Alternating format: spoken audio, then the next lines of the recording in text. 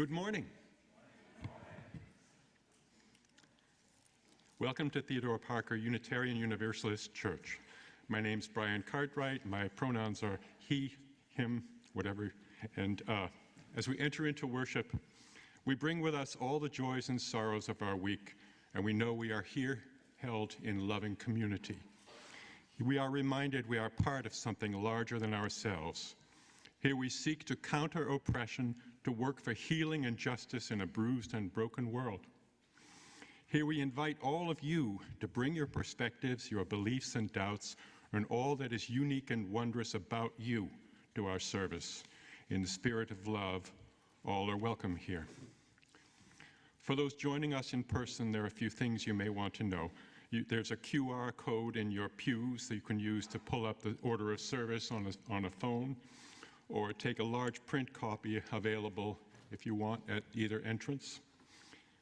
The service is being recorded today and will be available on YouTube at a future date.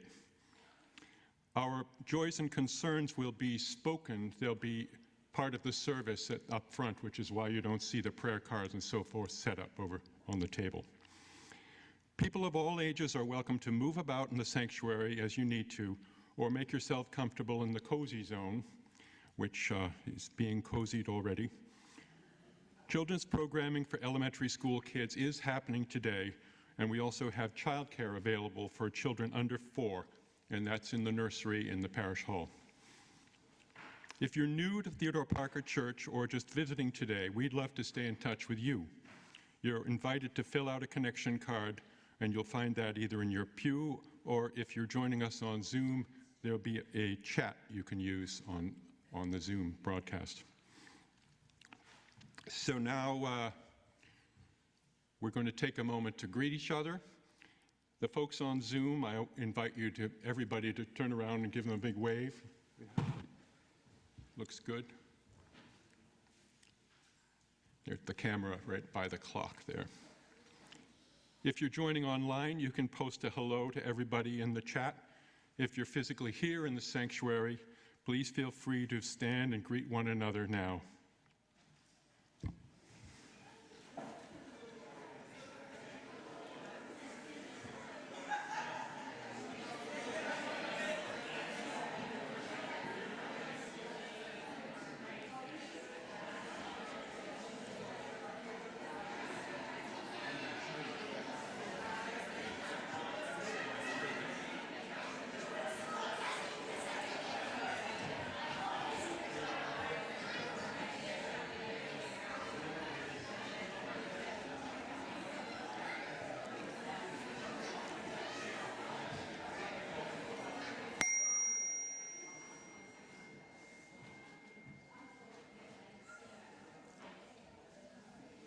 All right, the fun's over.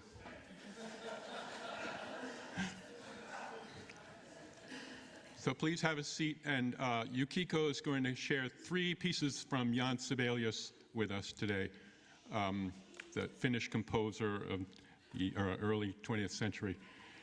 And they're all named after trees. The first one is called Aspen.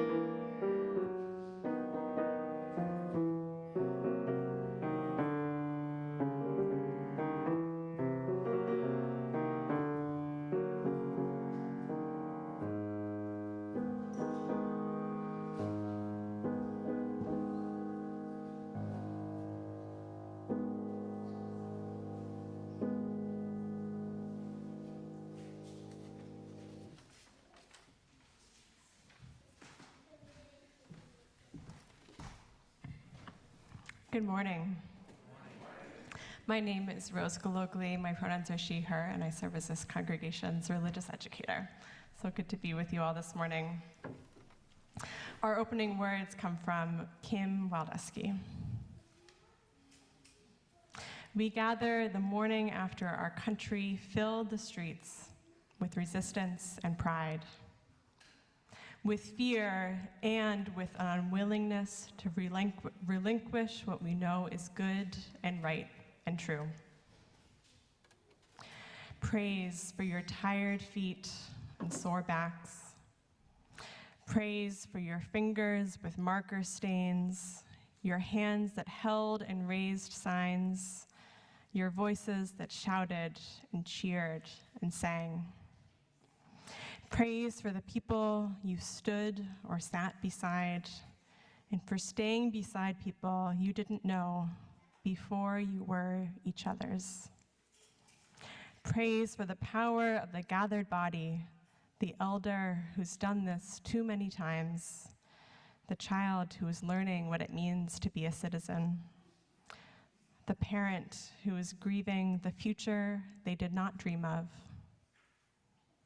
Praise for the land that held us all, that has grown flowers out of tears, that teaches us how to root, that reminds us how to rise and push and bloom again and again and again and again.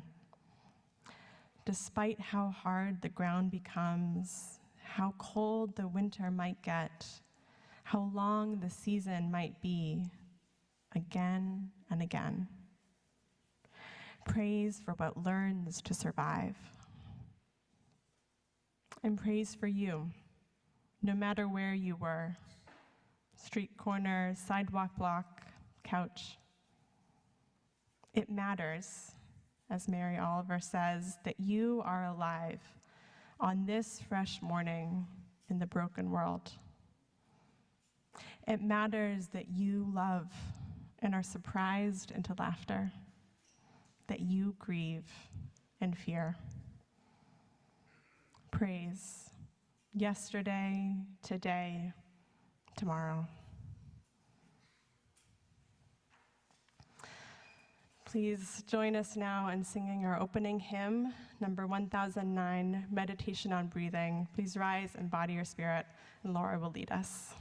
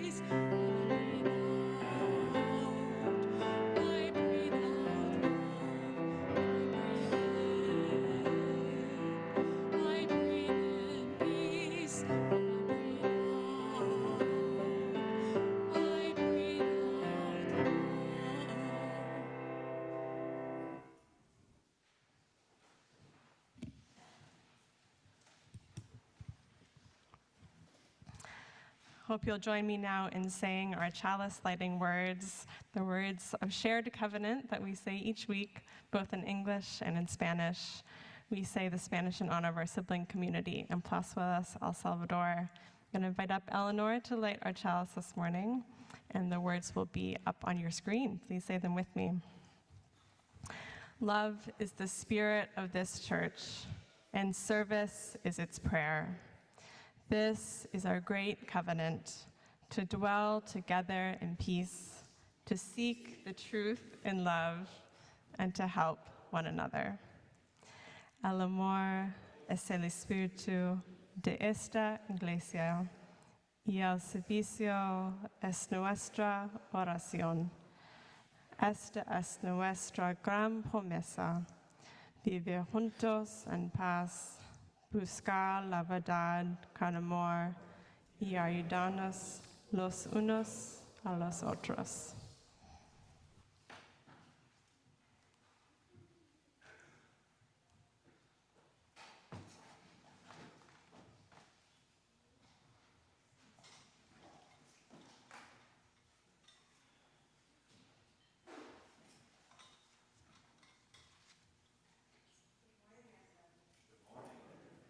Good morning. There we go.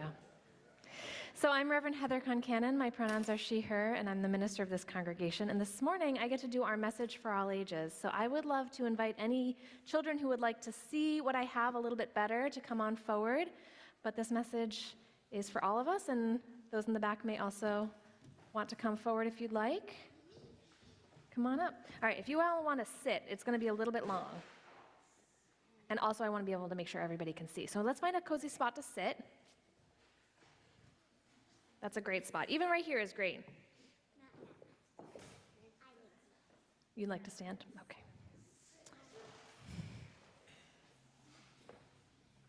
All right.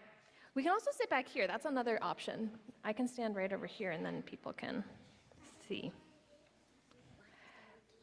The candle is for the joys and concerns later. Okay, so this morning we are talking about the theme of cultivating compassion, which is our theme in worship this month. And we're thinking about how we might cultivate compassion for ourselves today.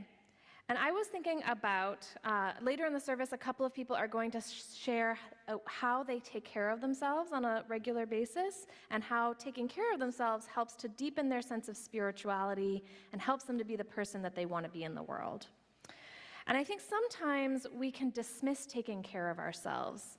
Sometimes I think our world teaches us not to prioritize that. But I also think that all of us as humans are worthy of care, and that the purpose of self-care is not to retreat from the world, but to help us engage more fully in it.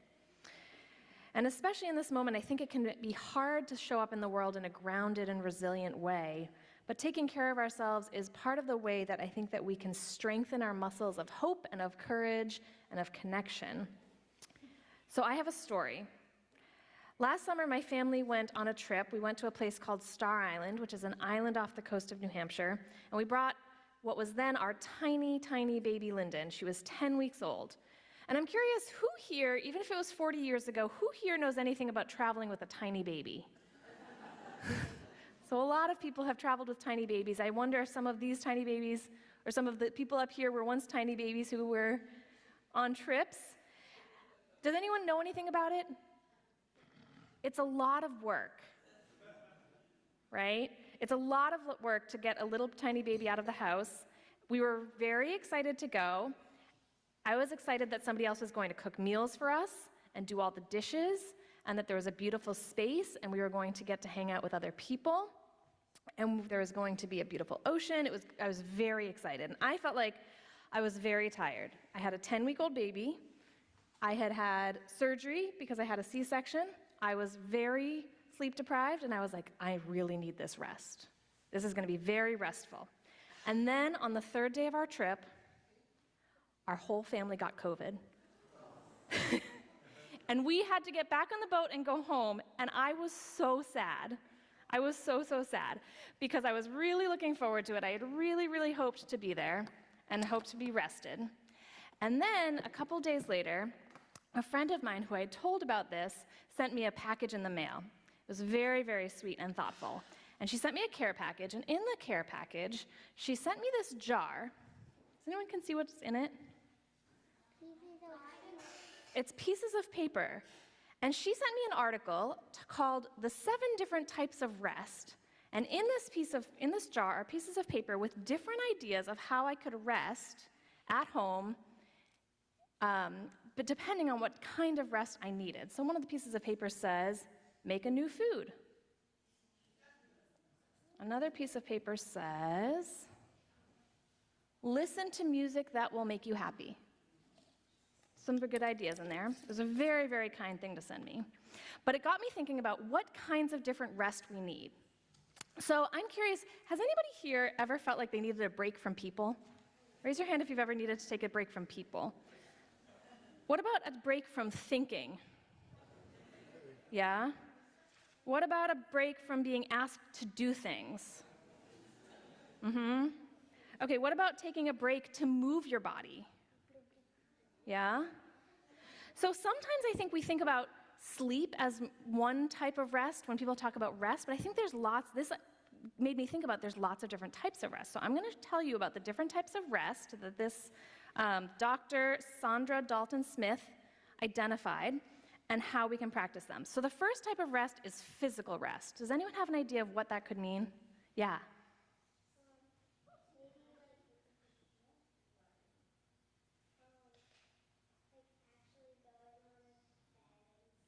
Sleeping? Okay, that was going to be my idea. So I brought a sleep mask to represent sleep and physical rest. What are some other ways we could do physical rest? Yeah.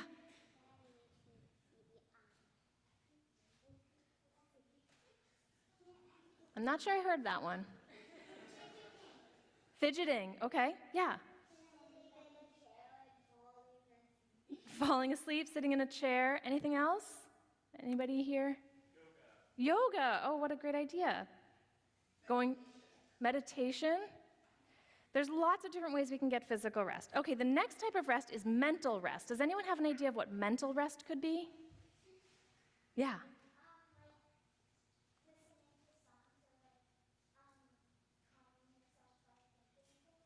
Calming yourself by thinking things, like listening to songs, yep.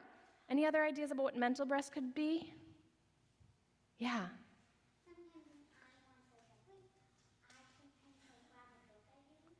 Reading a book? Yeah, reading a book in your head. So taking a break from cognitive demands and all the ways that we're thinking. So what did I bring? Oh, I brought my phone as a way to represent, I brought it in my pocket actually, but as a way to represent maybe taking a break from a lot of things that are asking for our attention, right? All right, the next type of rest is emotional rest. Does anyone have an idea of what that could mean? Yeah. Having a calm emotion and ignoring your other emotions that are saying you have to do stuff even though you're having a hard time. Helping yourself have calm emotions. I think that's a really, really, I couldn't have said it better. So does anyone have ideas about how that might happen? She said helping herself have calm emotions. Yep. Listening to music. I brought, oh yeah.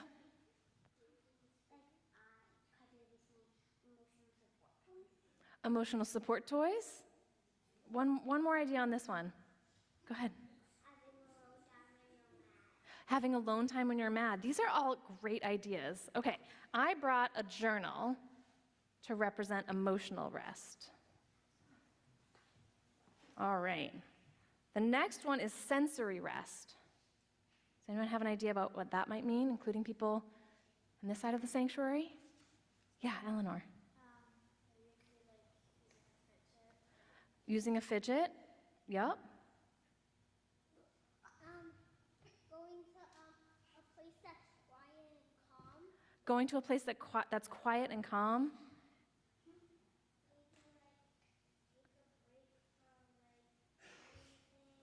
Taking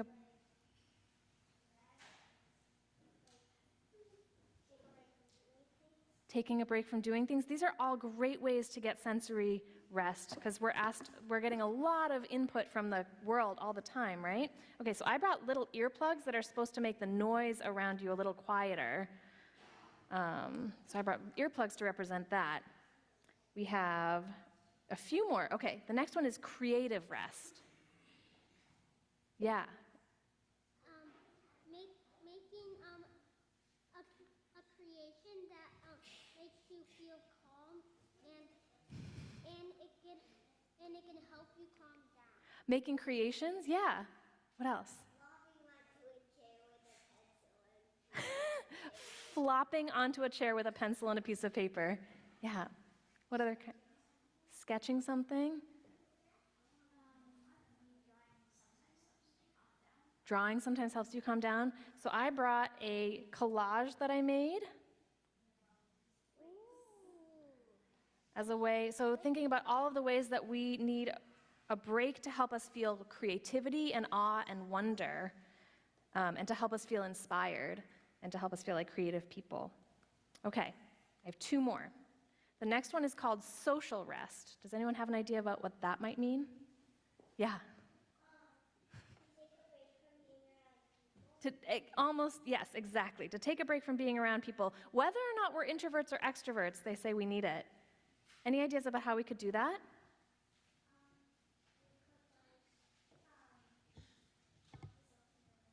Lock yourself in your room. I brought a pair of walking shoes.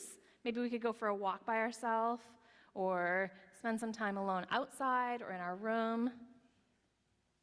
Even spending time with close friends or family, like one close person who we feel like we can relax around, can be a type of social rest.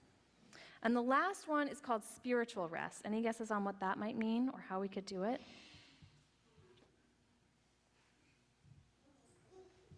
Yeah. Fidgeting.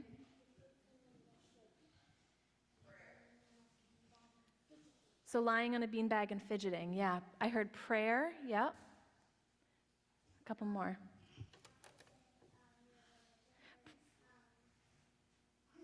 Practicing your religion.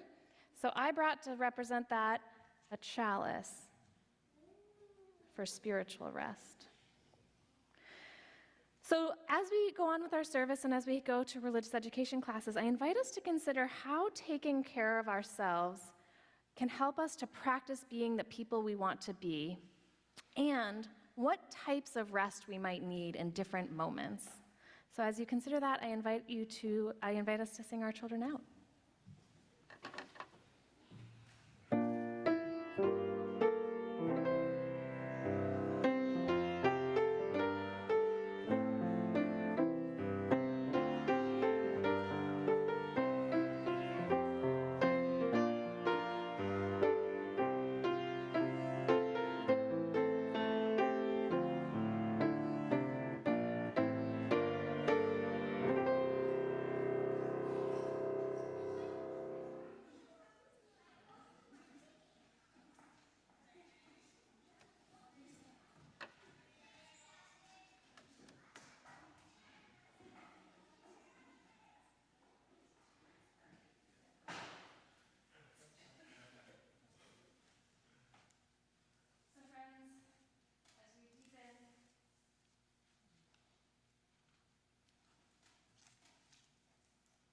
As we deepen into this, our space of meditation and prayer, I invite us to enter into this moment here and now and take a few centering breaths and find a space of stillness within you. This morning we will be sharing spoken joys and concerns, and before we move into that space, I invite us to sing our centering hymn, Comfort Me.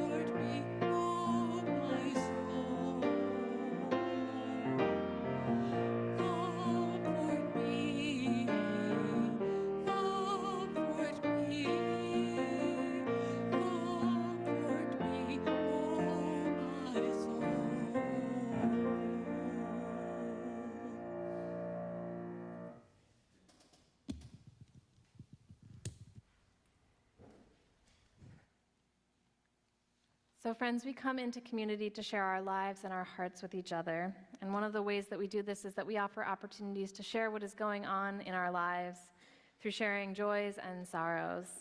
And in sharing, our joys are multiplied and the burdens of our sorrows are lightened.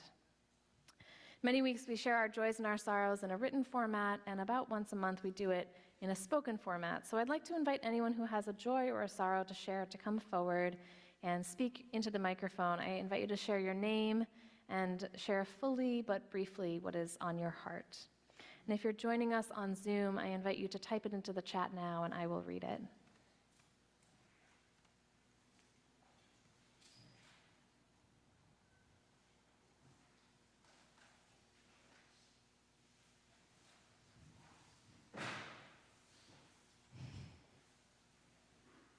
It's not on. I wanted to Give it a sec. there it is. I wanted to share briefly about the fundraiser that we held on Friday night. We had a wonderful event here, Food Aid for Gaza. And this was organized by Musicians for the Greater Good, and we had so many helpers from that organization. They selected a wonderful array of musicians who performed for us. And it was supported by our own Diana's List. So many helpers, so many helpers to make that event happen. So to my knowledge, this is the first time we live streamed an event here from the sanctuary, and we raised about $5,000 for Food Aid for Gaza. So,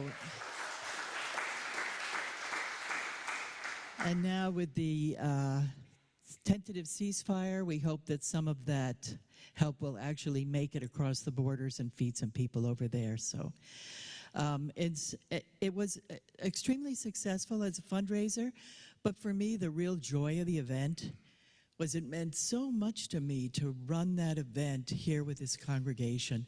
The generosity of all the helpers, I mean, you'd be so sick of me if I started naming all the people who helped. But it was really wonderful that way, and just, for me, solidified my love of this congregation. So thank you.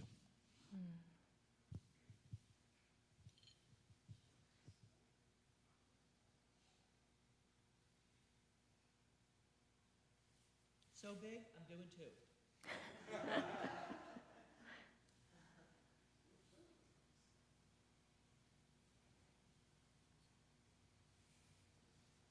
Thanks, Meredith.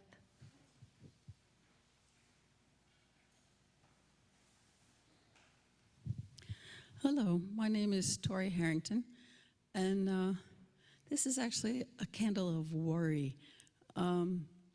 As the daylight gets really short, I get really depressed, and I can feel that it's starting. So if anybody has ways to help, I'd love to hear it. Thanks.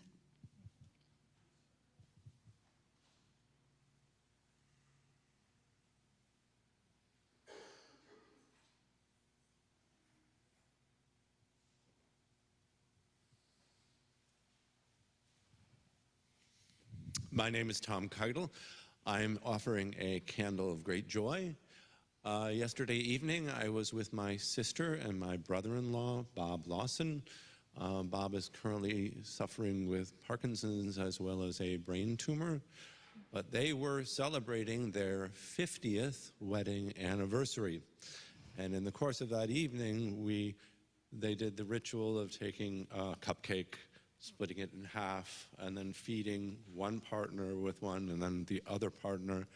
And it was extraordinarily cute to see Bob try to negotiate the piece of cake, maneuvering it to my sister's mouth, and we all were quite taken and moved by the entire event. So I want to offer that as a candle of great joy. Congratulations to them.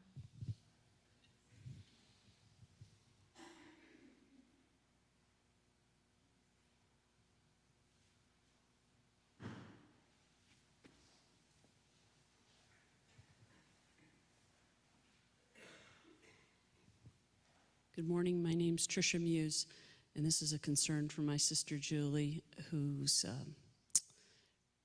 reversal in her health is of great concern. And but I have hope for her treatment.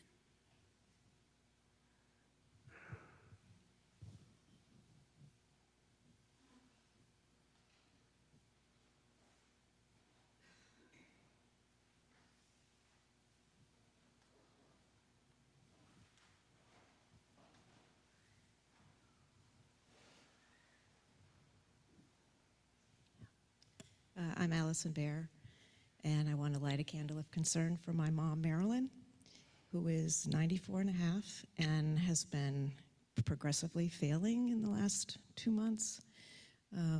Multiple falls, multiple trips to the ER.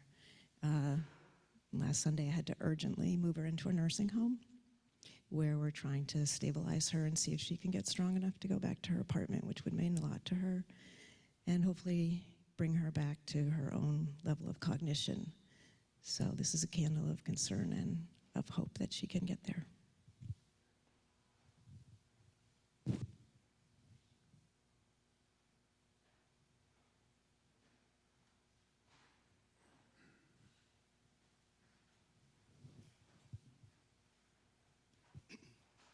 Hi, I'm Dennis Gagan, and I have a couple of family joys. So most immediately, Wesley over there is having his 12th birthday tomorrow.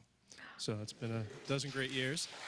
And then also my niece, 28, just got engaged to just this wonderful, caring, generous young man named Zach. And so excited for them, and we have family, but like my sister is coming up for who I haven't seen since Christmas, is coming up for a engagement party. So we're thrilled. I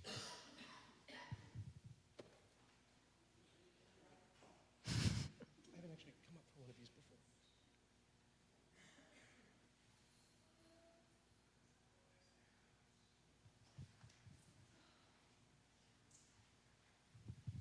Hello, I'm Jay Dreyer. I just wanted to share a joy.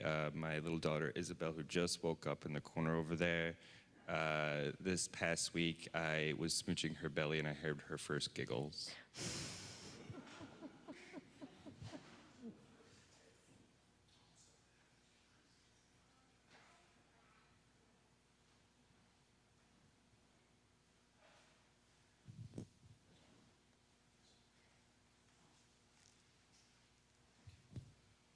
I'm Eric Swanson. I wanted to share a joy.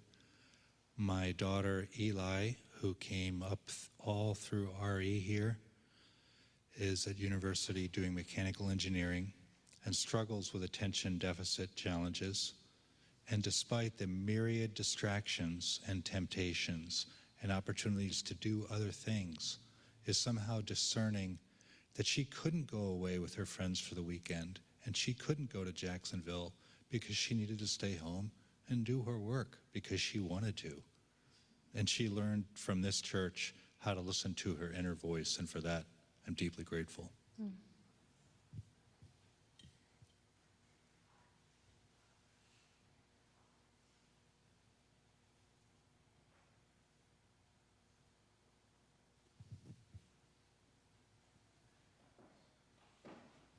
Hi, I'm Alberto. I'm very nervous, and I'm Hispanic. And I was hesitant to come here in the front and speak in front of everybody, even though I'm very good in public speaking. I think that I'm doing it because my wife and kids are behind. But yesterday, for the first time since I've been living in Boston, I was afraid to be speaking Spanish in a restaurant. And see, I'm shaking.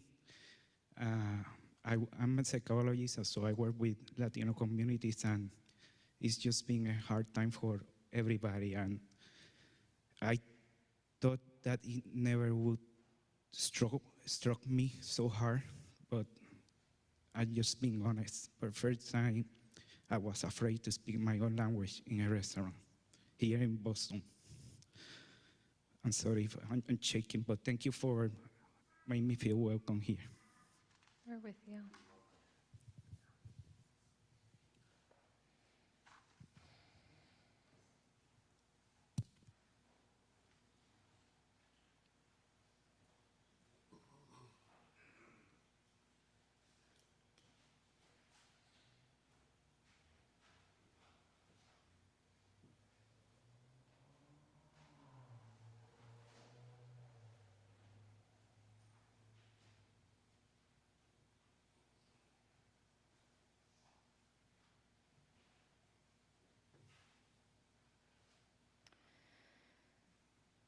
And from Zoom, we have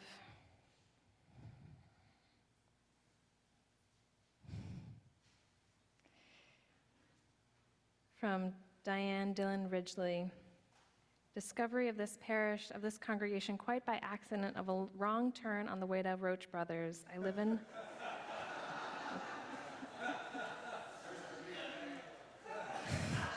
Greatest wrong turn, right?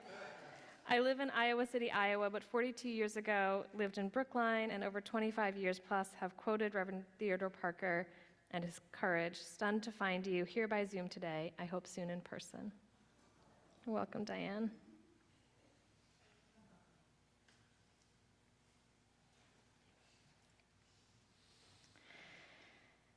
And friends, I invite us to take a few breaths together and hear these words of meditation from Laura Manusco, an adapted piece entitled My Commitments to Myself. As you hear these words, I invite you to linger on the words or phrases that particularly resonate with you. I take care of myself first because I am deserving of exquisite care. I take care of myself to maintain the capacity to help others. I move and stretch my body, and I spend time in nature. I ration my daily exposure to the news. I pace myself. I sit with uncertainty and impermanence. I forgive myself and others. I feel fear fully when I am fearful. I experience sadness fully when I am sad. I allow anger fully when I am angry. I relish joy fully when I am joyful. I remind myself that feelings are transient states that move through me. I initiate contact with loved ones. I seek out those who are most vulnerable with sensitivity. If possible, I share my resources. I strengthen my connection to my sources of spiritual strength. I pray for the suffering of all beings to cease. I grieve my losses and celebrate my successes. I remain open to new ways of being, surprising sources of joy, and unanticipated discoveries every day.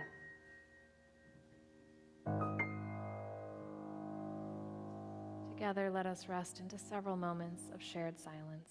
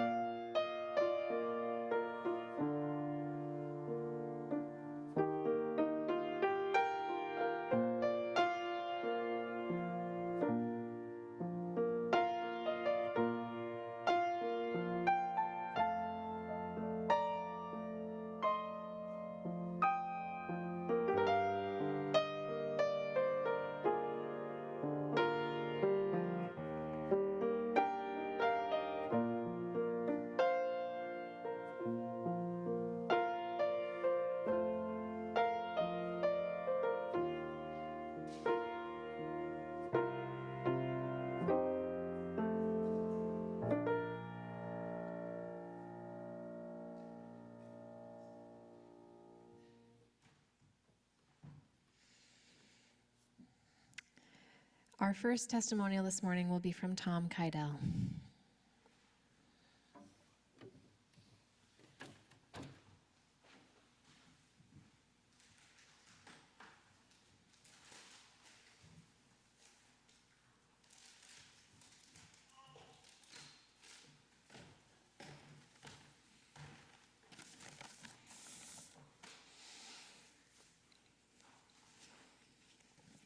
Good morning. Do you have insomnia? Trouble falling asleep? Trouble staying asleep?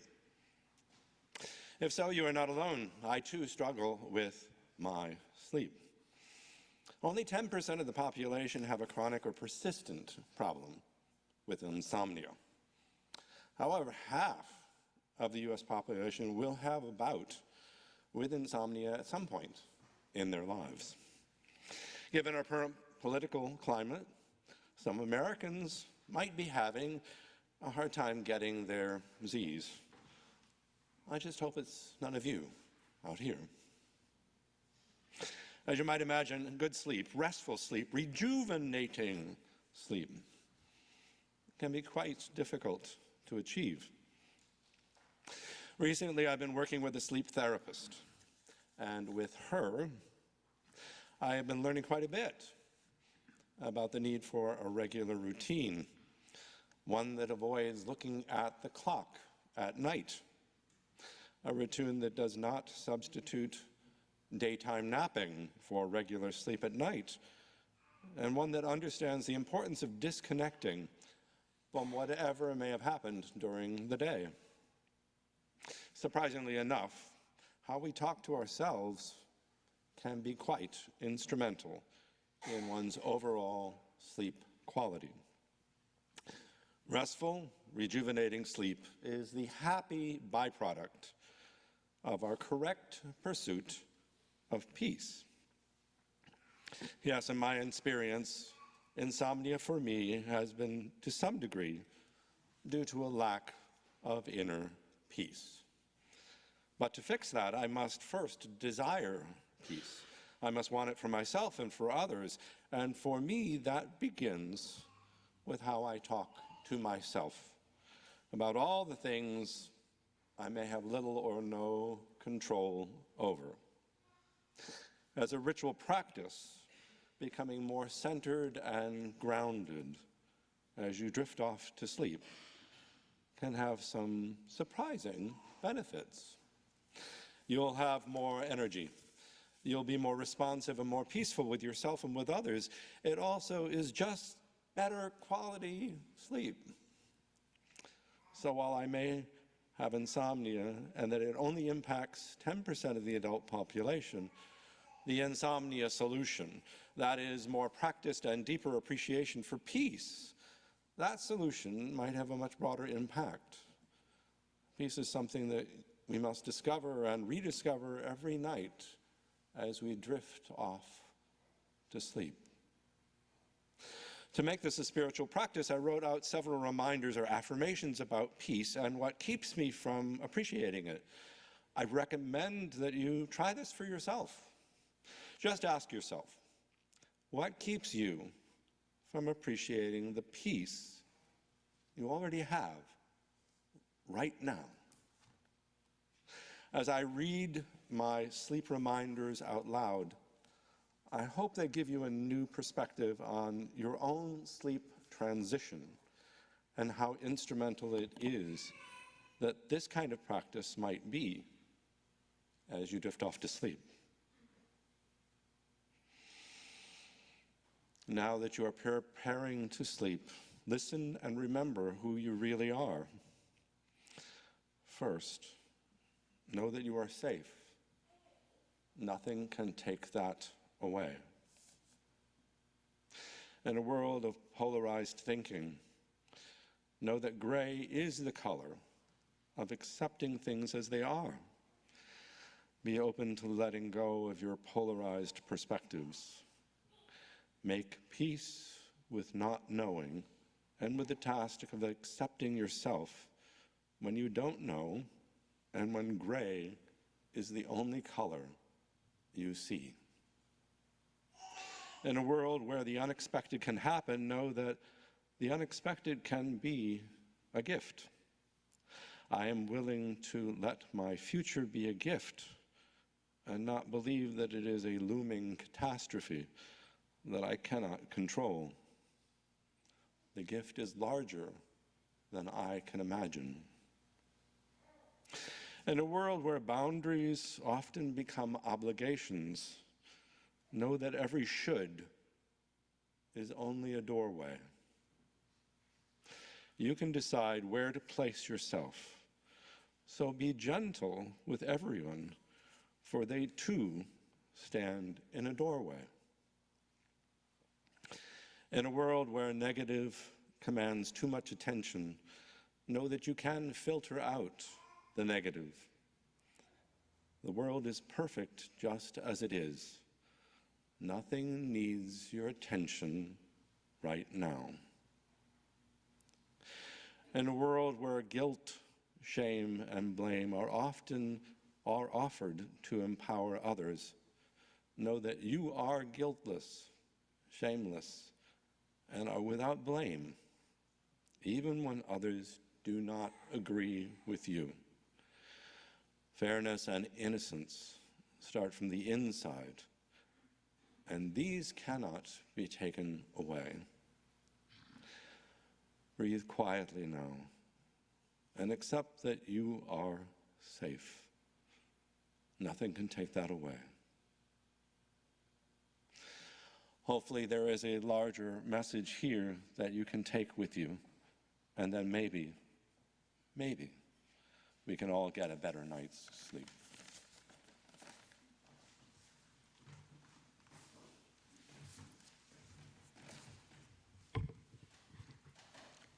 And we do have a couple of more testimonials later in the service. But now, each week we take an offering to sustain the many ministries of this congregation.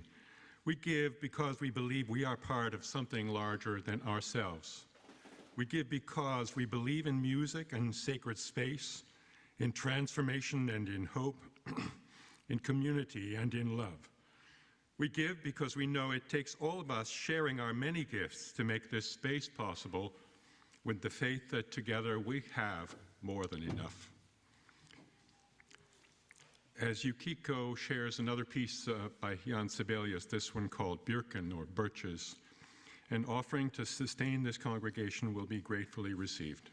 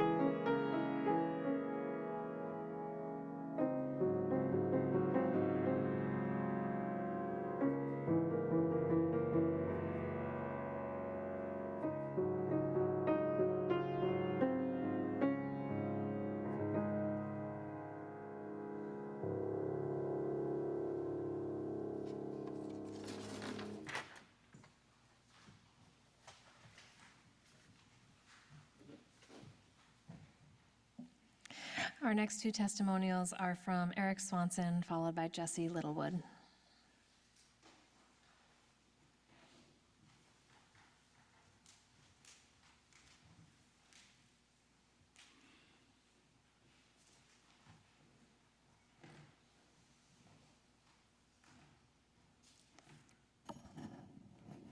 Never been up here before. Can you all hear me? Up? Maybe I'll go here. Okay. Is that better? Thank you. Good morning. It's good to be with you. Roughly 29 years ago, I planned suicide. Refining details regularly. I'm depressed, drug addicted, technically homeless, $110,000 in debt, divorced, estranged from family, and nearly friendless. I've had some successes and am having trouble with personal relationships, can't control my emotional nature, am prey to misery and depression, can no longer make a living. Have a feeling of uselessness, am full of fear, am unhappy, and can't seem to be of real help to other people. Since life is miserable, I think I should end it. I have a friend who's quitting substance abuse on a whim. I accompanied them to my first 12-step meeting. People share thoughtfully and sincerely about self-harm, resentments, broken relationships, fears, faith, hope, and recovery. I start to attend meetings on my own. I am unable to stop self-harming. People at meetings tell me I'm hopeless, that we're all powerless, and that our lives are unmanageable, that a God of each person's understanding will help if sought, and that there's a solution. They lay out a spiritual plan of action that will work if I do it. I'm presented with a choice, early death or life on a spiritual basis. Surprisingly for me, these are not always easy alternatives to face. Raised atheist, I bristle at spirituality. Religion is the opiate of the masses, after all. Happily, recovery never tries to define God. It specializes in demonstrating my need for God. My new friends tell me how, when, and where to find this power, and they never try to tell me what it is. Despair beats me into a state of reasonableness. I ask a man to sponsor me. He outlines a program that is simple but not easy. It requires the end of self-centeredness. I become convinced that my old ways aren't working. I also start intensive work with a psychiatrist. She also helps me see things differently. She suggests that I may have adaptive skills that are simply no longer workable. I learned that my thinking is insane, by definition, incomplete, unhealthy. That's what insane actually means. I decide to turn my thoughts and actions over the guidance of a power other than my ego. I commit to the program of recovery.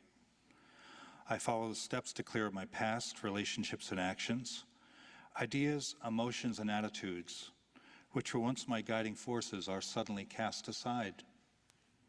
I become willing for my newfound friend to remove them root and branch. I am reborn. An unknown channel clears. I receive new ideas and am increasingly able to take useful action. The essence of prayer is the complete opening of oneself to the moment. I have entered the realm of the Spirit.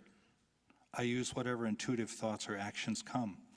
Upon awakening each morning, I spend an hour in prayer, spiritual reading, guidance, and meditation. I quit trying to understand or name God. None fully grasp this. Why should I? I do experience results. I don't understand electricity, but I use it every day. A friend says, I know what God is until you ask me. The seeking is what matters. I take Pascal's wager that whether or not God exists, spiritual principles offer better odds. I hear truth through others. I continue inventorying thoughts, motives, and actions, seeking better ways to help. I pray, God, help me do the next right thing. I constantly seek guidance and take what comes. The intuitive thoughts I receive are usually small and prosaic. When pieced together, however, these form an indescribably beautiful life. At night, I review my day, asking what I did more or less well, where I was at fault, how I may have been helpful, if I was kind and loving toward all, what I could have done better. I am quick to see where religious people are right and make use of what they offer. I can focus on the differences between people or can find common ground. It's my choice. I often mistake my role. I'm not an energy source. I'm a channel. I'm a lamp, not a generator. My job is only to stay plugged in. Without this daily practice, I lapse into old thoughts, feelings, and actions. What I really have is a daily reprieve, contingent on the maintenance of my spiritual condition. This is not an optional elective to my regular life. A God-centered life makes me happily and usefully whole. It's a plan for living that works in rough going. Turmoil looks different. Pain comes from original sin, thinking that we are separate from God, separate from each other, separate from all else. My challenges are spiritual, often masked as people or issues. The source of my dissatisfaction is usually something amiss in my relationship with God. I worry about things in proportion to the amount of control I have over them. I'm not responsible for outside events, but I am responsible for my reactions. When I quit trying to control others, I'm more useful. I do not tire so easily as I did when I was trying to arrange life to suit myself. It works, it really does. I used to rage against life being unfair, untrustworthy, and unloving. I now practice trust, fairness, and love to build a more trusting, fair, and loving world. I focus my attention on having these things flow from me rather than to me. A new reality unfolds. Service deepens relationships and helps me pay debts forward. Humility and compassion occasionally visit. Life is now very meaningful. Having had a spiritual awakening as a result of these steps, I try to carry this message to others and to practice these principles in all my affairs. I share mercy and love rather than mete out justice. Where would I be if asked to pay for all the harms I've caused? Which of us shall throw the first stone? I view conflicts with a mixture of acceptance and forgiveness. Other attitudes are just less helpful. Seeking to be a worker among workers informs my service. Willingness flows if and when I feel connected. I consciously seek God's will. Life, health, love, family, talents, friendships, and time are gifts not to be taken lightly. I seek humility to keep it all balanced. There is a vast amount of fun about it all. Miracles abound. It's a pleasure to be with you all. Thank you for letting me share.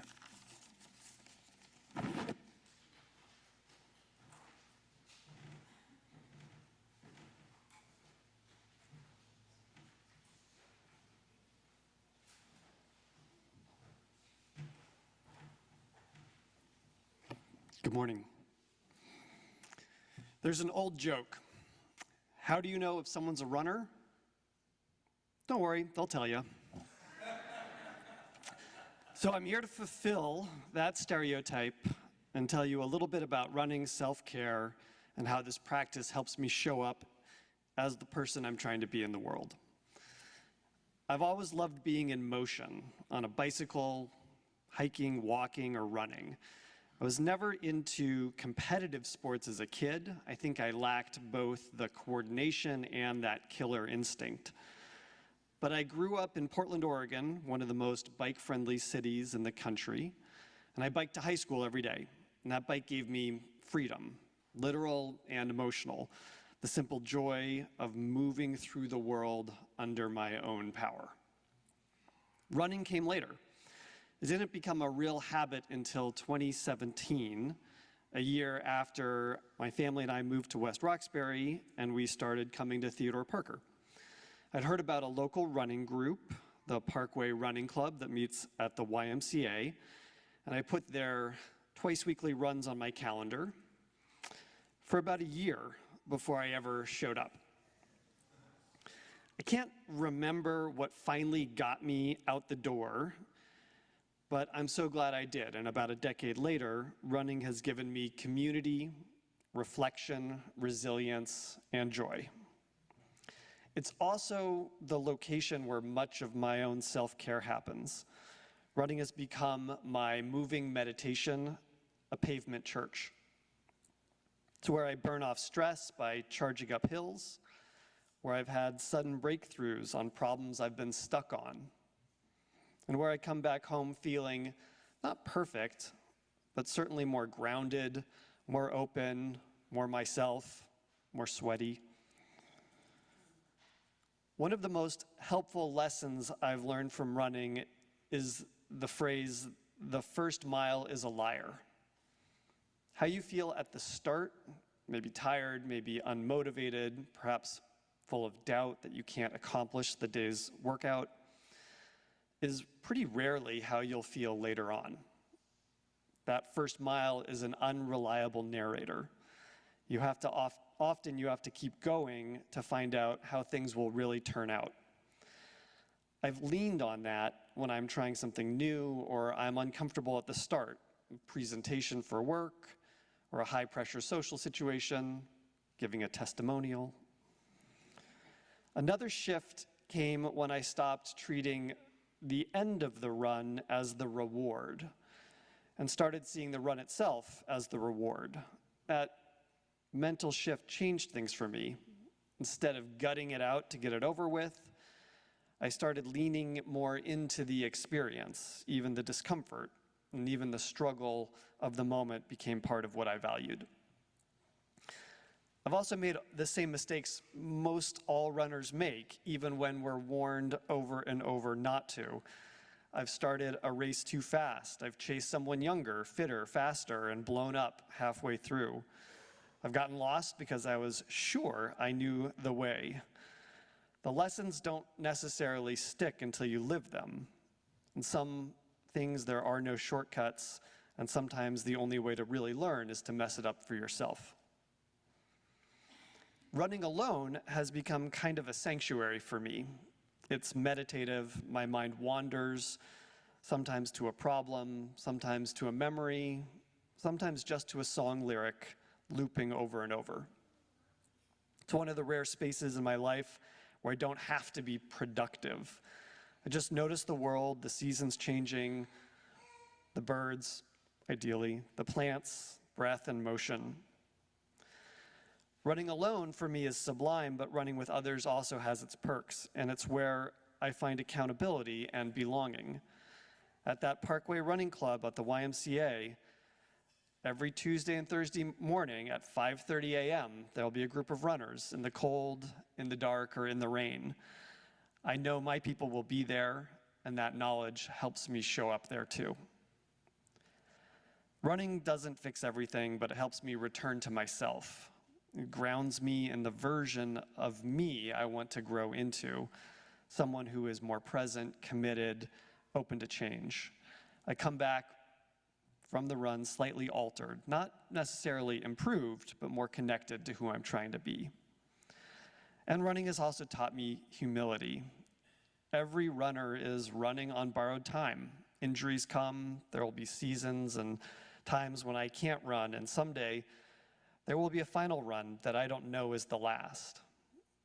I try and practice gratitude for what my body allows me to do today, not what I wish it could do tomorrow. And here's the thing, it doesn't have to be running. This just happens to be my way. Your way may look completely different, but whatever it is, whatever helps you care for yourself with intention and compassion, I've certainly found having something like that truly matters. Running for me, it doesn't make me a better person, but it gives me the space to try. Thank you.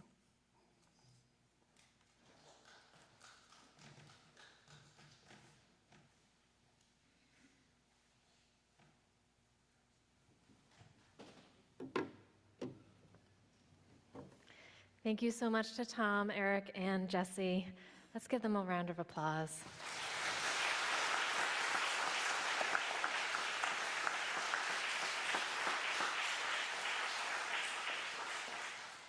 Friends, I invite us to rise in body or spirit for our final hymn, Loosen. I will teach it. We'll sing it twice through. I'm not going to, you can join me along in singing along. We'll sing the first part twice through that begins with Loosen, the second part that begins with Holy Breath twice through, and then you can choose which part you'd like to sing for the last 2 times through. So let's rise.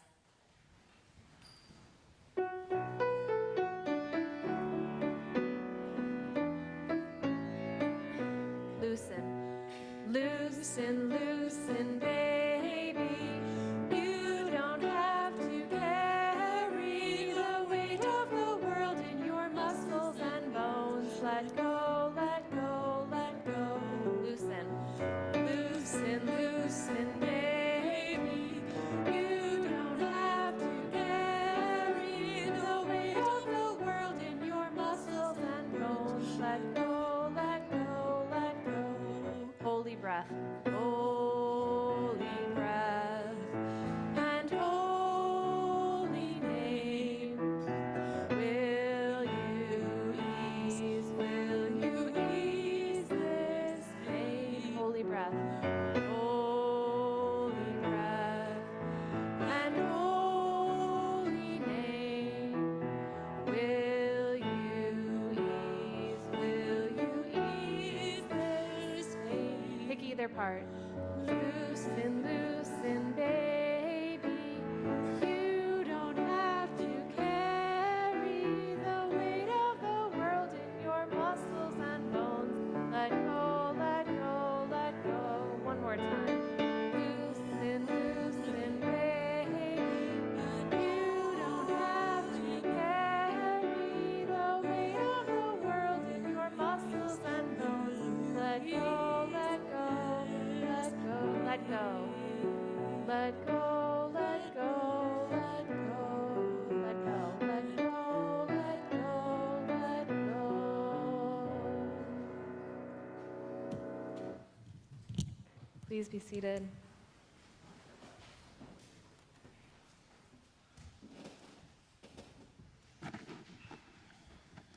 Friends, may we remember that we are humans worthy of care, of showing ourselves compassion. May we remember that caring for ourselves helps us to show up for the people we say we want to be, and may we remember that there is help along the way. May it be so, and amen. I have a few invitations and announcements this morning. First of all, if you are joining us online, I invite you to stick around for breakout rooms and say hello to other people who are also joining us online. If you're joining us in person, you are warmly invited to our potluck this morning. We will be in the parish hall right through these doors, and there will be food and conversation, so please join. This morning, Katie Ford is also collecting signatures in support of the shelter that is being proposed on Redlands Road. If you'd like to sign a letter of support for that, please see Katie. We are also looking for for coffee hour hosts. So it is very easy to host coffee hour. You get here, I think, between 9 and 9:30. The information is in the weekly email, but we're looking for coffee hour hosts to come early. You don't have to bring food. You just set up what is there and then help clean up afterwards. And we're hoping that everybody can commit to doing it once or twice this year. So please see the weekly email to sign up for coffee hour. Next Sunday is our Bring a Friend Sunday. So visitors are welcome all the time, and we know that there are people in our lives who we've been meaning to invite to church. And if you need a special prompt to invite them, next week will be a very good Sunday to invite them. We hope that you will invite friends and bring them along with you next week and any week. Upcoming services that you might want to know about and other events that you might want to know about. On November 2nd, we are having our annual All Souls service, which is our remembrance of loved ones who have died. Our service where we remember folks in our lives who have passed away. We invite you to bring a picture of a loved one that you would like to contribute to our shared altar on November 2nd. So please put a reminder in to bring pictures for our altar. And then lastly, on November 9th, several weeks from now, we will be having a newcomers gathering before the service hosted by our welcome team from 9 to 10:15.